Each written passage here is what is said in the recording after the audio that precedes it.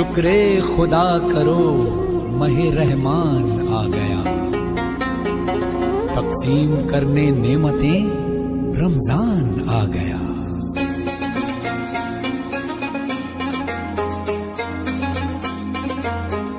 السلام علیکم ورحمۃ اللہ وبرکاتہ۔ الحمد للہ رب العالمین، العاقبۃ للمتقین، والصلاة والسلام علی اشرف الانبیاء والمرسلین، وعلى آلہ الطیبین الطاہرین، واصحابہ الاکرمین اجمعین، اما بعد، فقال اللہ تعالی فی القرآن المجید والفرقان الحمید،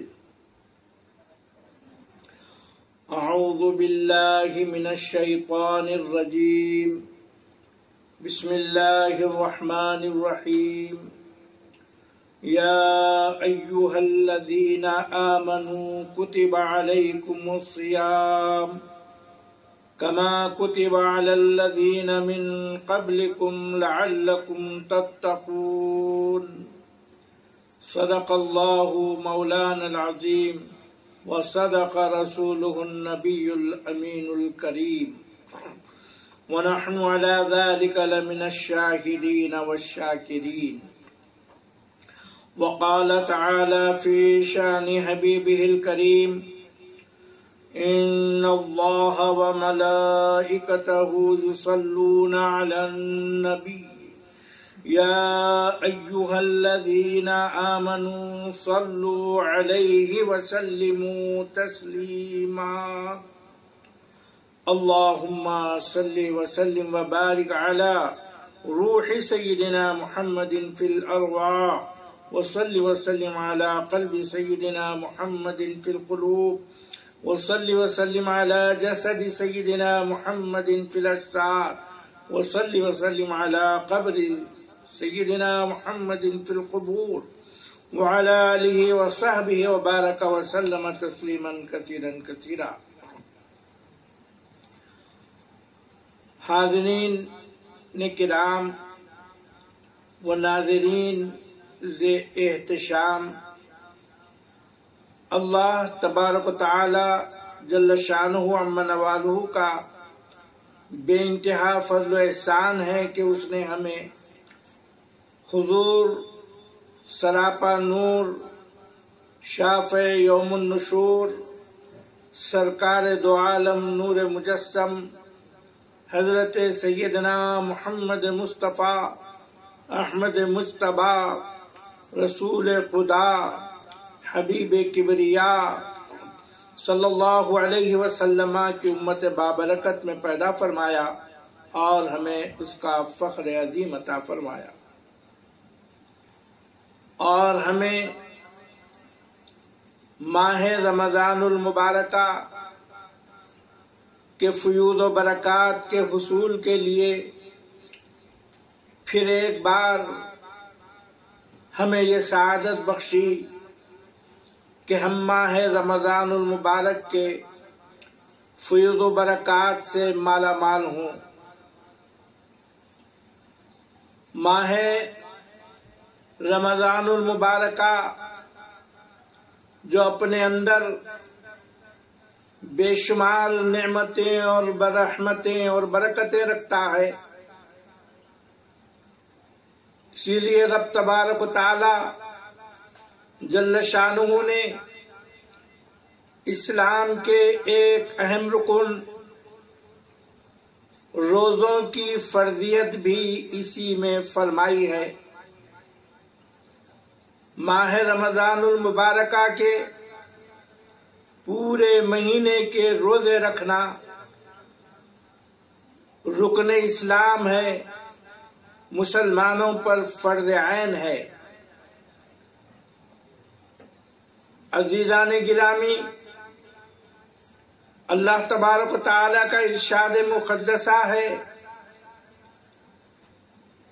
اے ایمان والو، تم پر روزوں کو فرض کیا گیا ہے جیسا کہ تم سے اگلی امتوں پر فرض کیا گیا تھا، تاکہ تم متقی بن جاؤ۔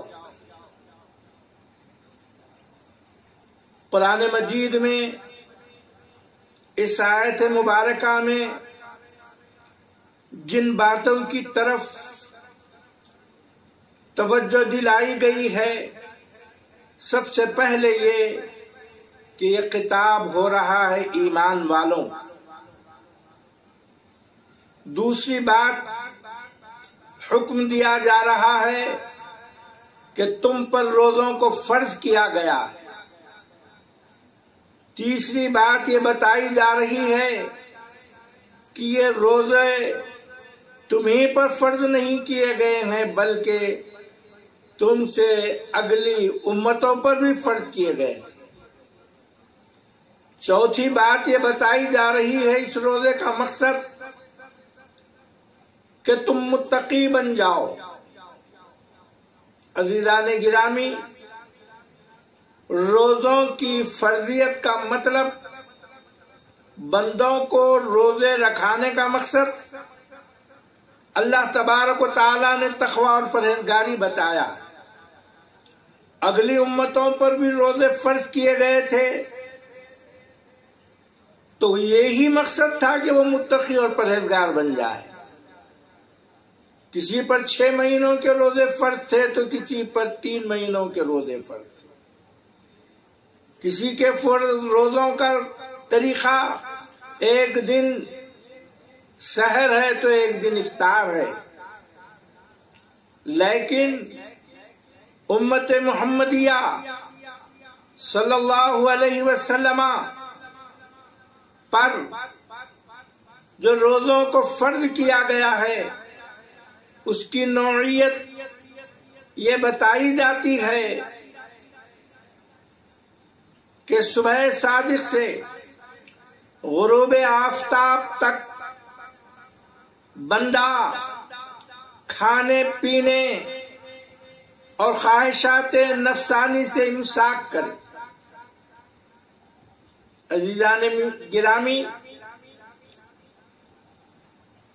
کھانے میں سے امساک کرنا، پینے سے امساک کرنا اور خواہشات نفسانی سے امساک کرنا، یہ ہے تقوی۔ ذرا ہم اس پر غور و فکر کرتے ہیں۔ مولا کائنات رضی اللہ تعالیٰ عنہ،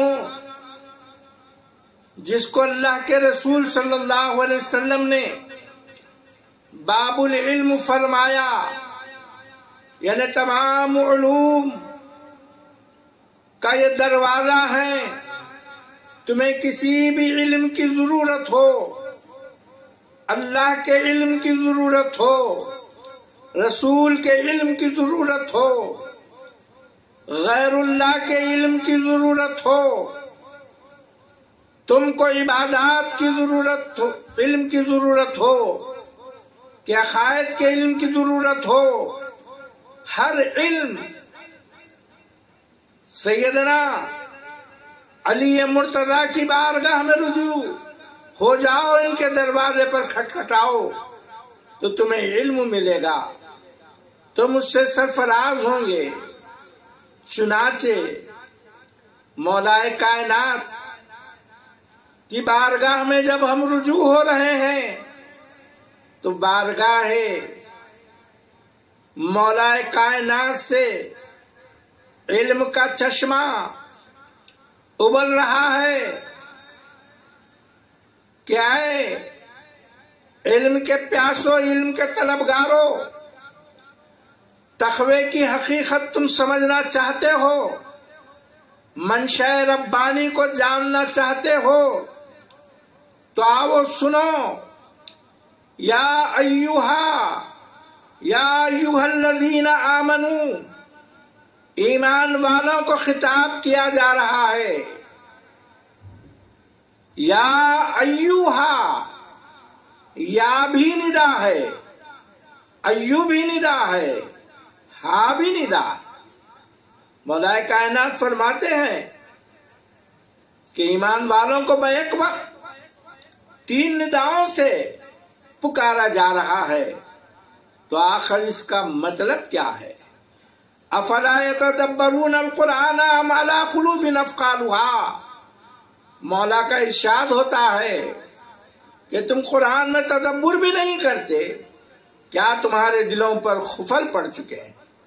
مولا کائنات نے خفل کو کھولا، ارشاد فرماتے ہیں کہ یا ندا ہے بندے کے جسم و جسمانیات کو، کہ اللہ ارشاد فرماتا ہے اے ایمان والے کے جسم، اے ایمان والے کے جسم، جسم کا تقاضا طاعت، اے ایمان والے کے طاعت والے جسم، فرمانبرداری کرنے والے جسم۔ اور ایو کا خطاب اس کے قلب سے ہوتا ہے، اے ایمان والوں کے چاہت والے قلب، قلب کا تقاضا چاہت ہے۔ اسی طرح سے ارشاد ہو رہا ہے اے ایمان والوں کی دیکھنے والی روح، روح کا تقاضا دیکھنا ہے۔ ارشاد ہو رہا ہے یا ایھا الذین آمنوا کتب علیکم الصیام، کیا اے ایمان والو تمہارے جسم پر بھی روزہ کی فرضیت کی گئی ہے، تمہارے قلب پر بھی روزے کو فرض کیا گیا ہے، تمہاری روح کو پر بھی روزوں کو فرض کیا گیا ہے۔ تو آئیے روزے میں ہوتا کیا ہے؟ اللہ تبارک و تعالی نے جن حلال چیزوں کو رکھا ہے، بندگان الہی جن حلال چیزوں کو ہمیشہ استعمال کرتے ہیں، جس کے استعمال کی اجازت دی گئی ہے، حلال بنا دیا ہے، مولا تبارک و تعالی ان حلال چیزوں سے روک دیتے ہیں، اوقات مقررہ پر روک دیتے ہیں۔ صبح صادق سے غروب آفتاب تک کھانا پینا، خواہشات نفسانی جو جائز ہیں اس سے روک دیا گیا، اس پر تم پر روزوں کو فرض کیا گیا۔ کا مطلب کہ تم صبح صادق سے غروب آفتاب تک کھانے کی طرف متوجہ نہیں ہونا، پانی نہیں پینا، خواہشات نفسانی کی طرف متوجہ نہیں ہونا۔ پھر اس کے بعد یہ تھا جسم کا روزہ۔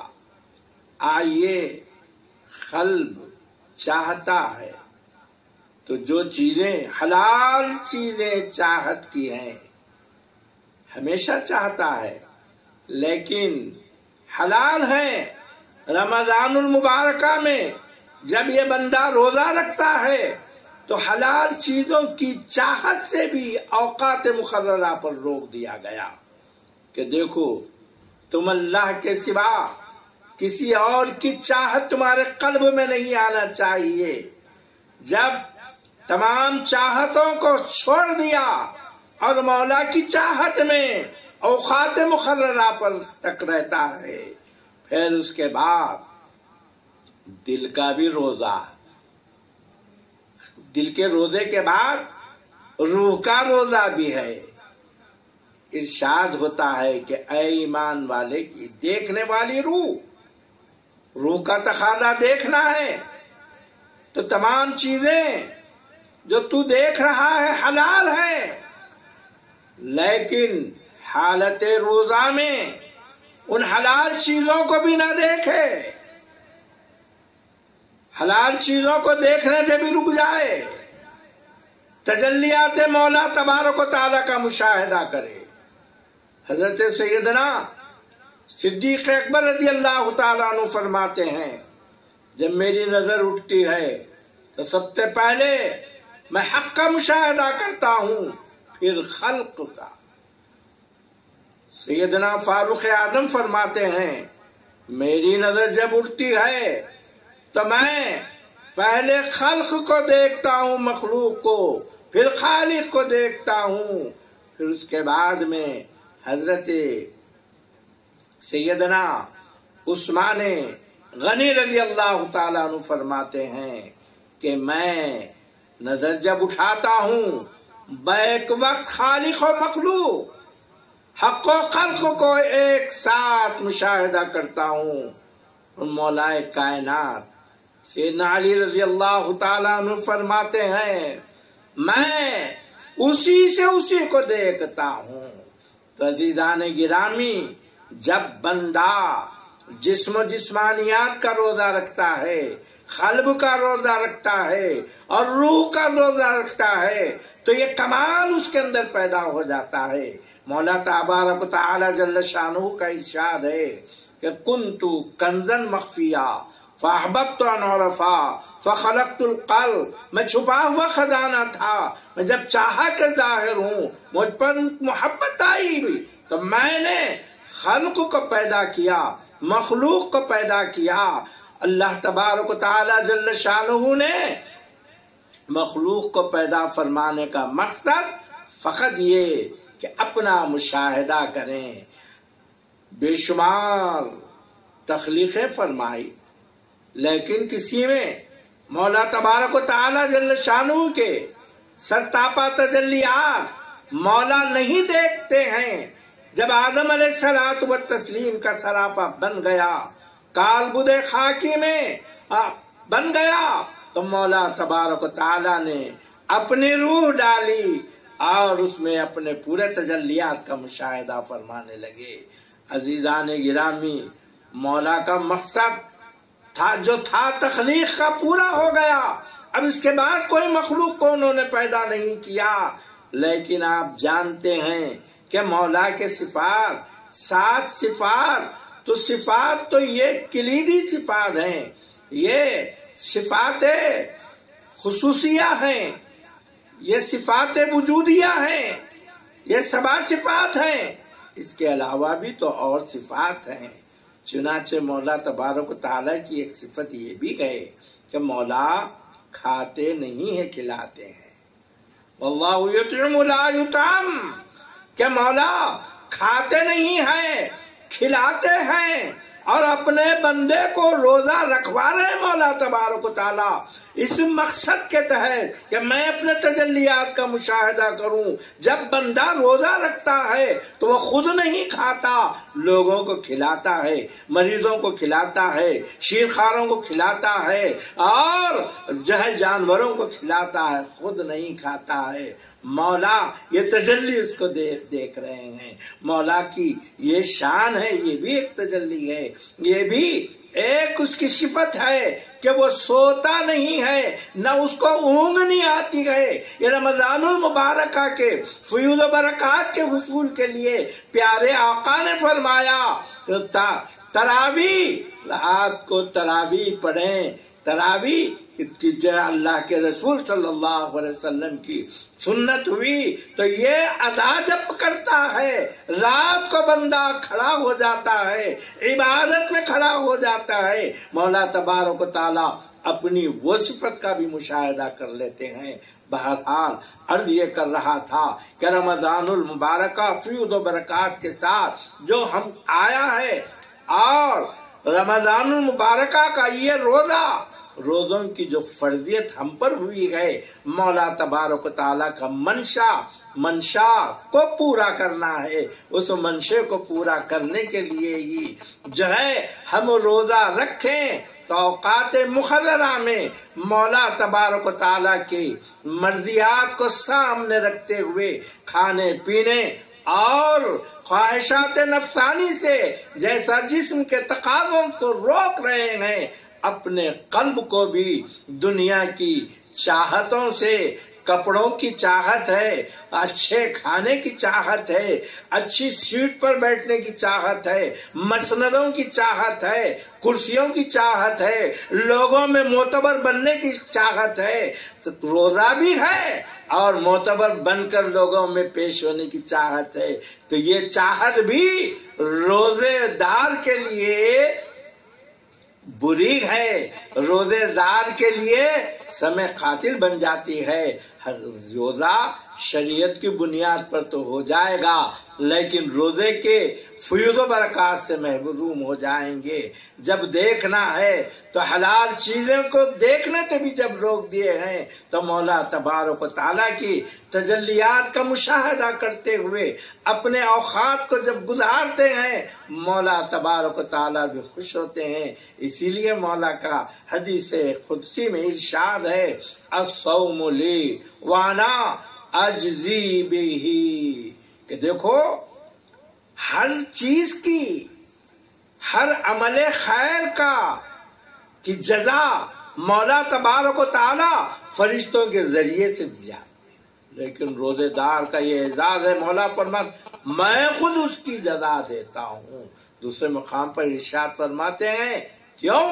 فقط یہ کہ یہ میرے منشا کو پورا کر رہا ہے، میرے مقصد کو پورا کر رہا ہے، میرے تخلیق کے منشا کو اس نے جان لیا اور پورا کر رہا ہے۔ مولا ارشاد فرماتا الصوم لی وَأَنَا أُجْزَىٰ بِهِ، ارے روزہ خالص میرے لیے ہے اور میں اس کی جزا بن جاتا ہوں۔ اللہ اکبر۔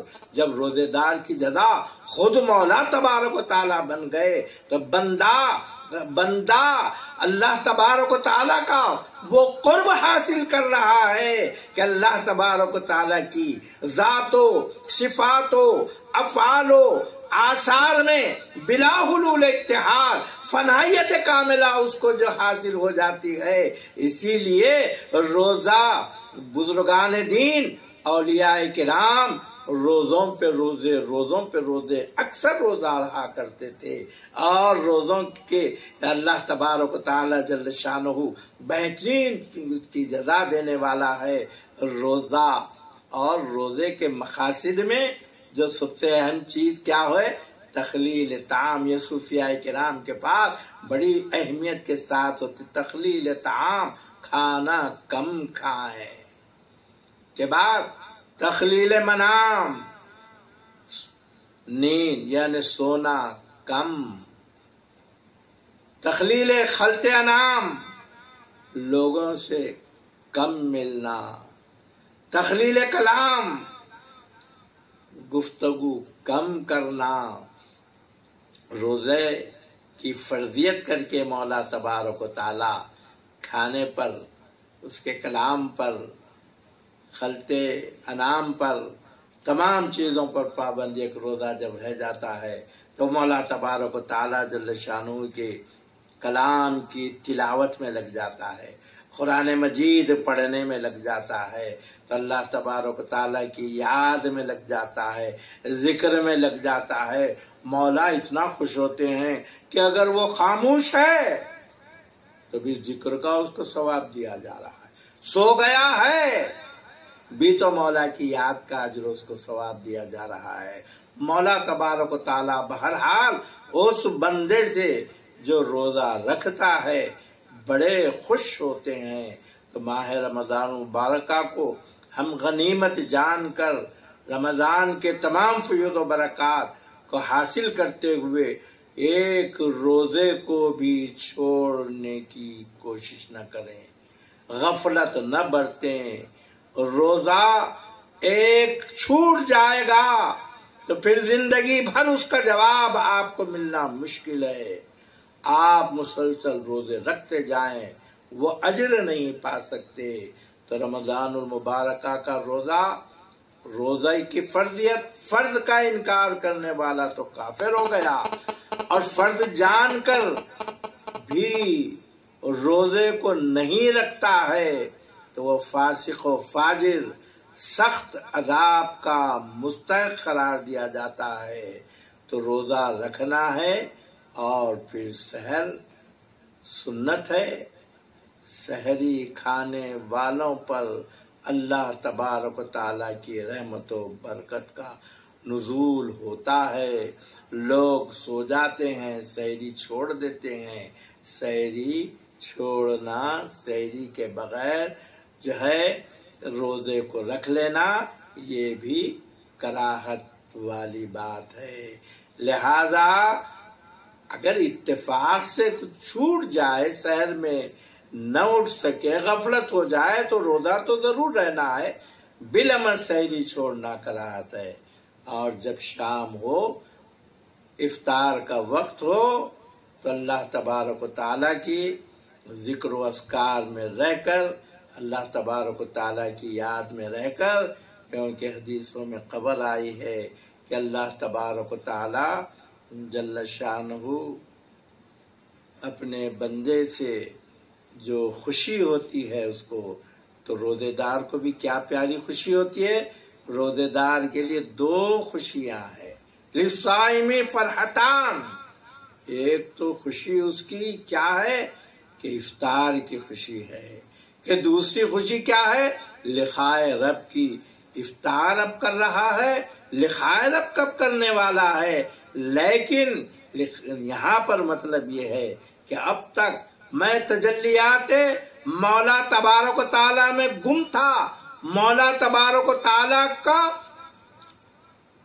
کی نمائش کر رہا تھا، مولا تبارک و تعالیٰ کے تجلیات کا ظہور مجھ سے ہو رہا تھا، لیکن اب مجھے اس بات کی خوشی ہے کہ جس مولا کے تجلیات کا میں ظہور کر رہا تھا، اور میں اپنی بندگی کے اظہار کے لیے مولا تبارک و تعالیٰ کی بارگاہ میں رجوع ہوتا ہوں، کہ مولا تبارک و تعالیٰ کی طرف جب رجوع ہو رہا ہے تو یہ بھی اس کو خوشی ہوتی ہے۔